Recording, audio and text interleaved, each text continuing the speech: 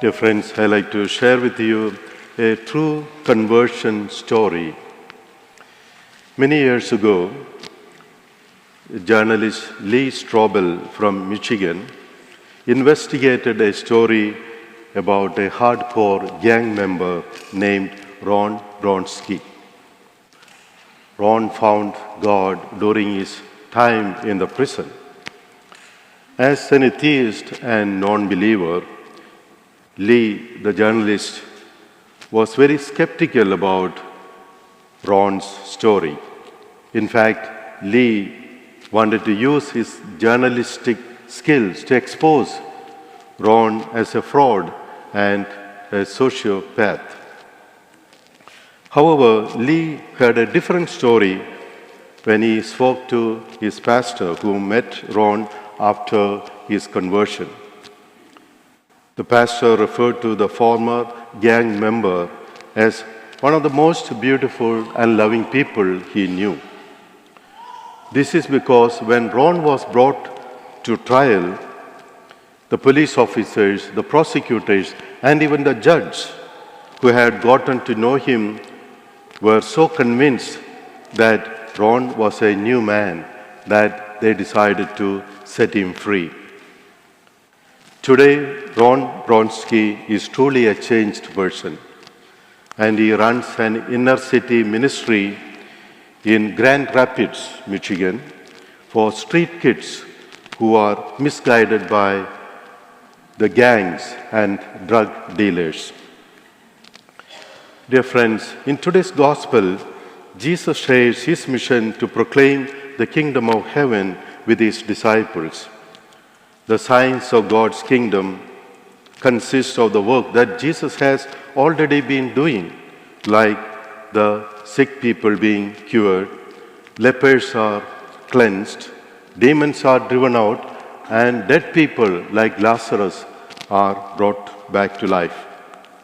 The disciples are commissioned to continue doing the work that Jesus began. In short, they were to forget no one in their missionary trip. Here, the focus has shifted from the ministry of Jesus to the work of the community that Jesus himself has inaugurated. And this is to be continued even after Jesus' death and resurrection. Now, we all are called to be Jesus' new missionaries in this modern world. People can be sick both in mind and body. Sharing Jesus' mission, we can bring that healing and comfort to those people we encounter in our daily life. Although we cannot raise the dead, we can still help people rediscover hope for living. People could be physically alive, but may be dead in many other aspects. Cleansing the lepers means rehabilitating and bringing them back into their community. Just like all those who are marginalized in our times on the basis of race, color, or nationality.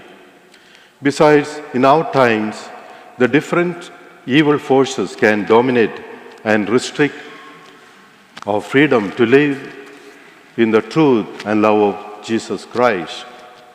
These forces could include many elements of our contemporary society, like the peer pressure for students at school to conform to what is in fashion, whether it be the activities on social media, drugs of all kinds, and giving in to the tendencies of indulgence and violence among teenagers, which mark our modern society.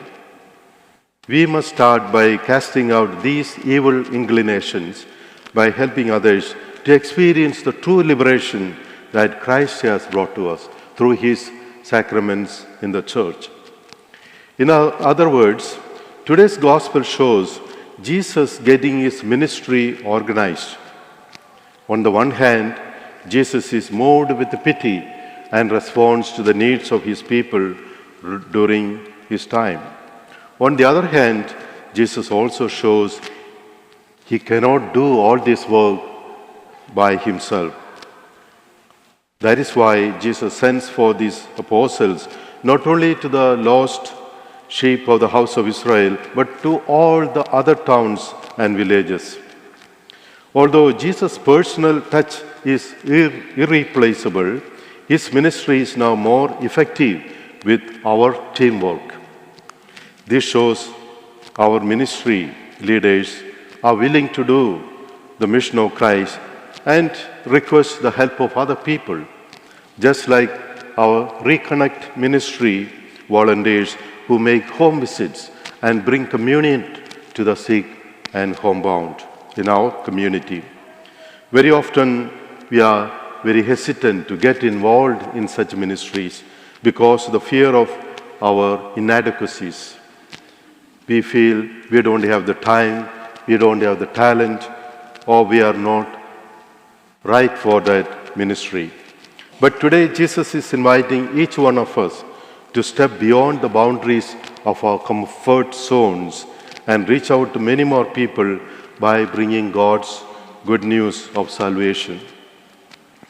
Dear friends, I'd like to close with a caption that has influenced, inspired many missionaries across the world, many founders of various religious orders, and even great saints down through the centuries. It says, God does not always call the qualified, but he qualifies those who are called.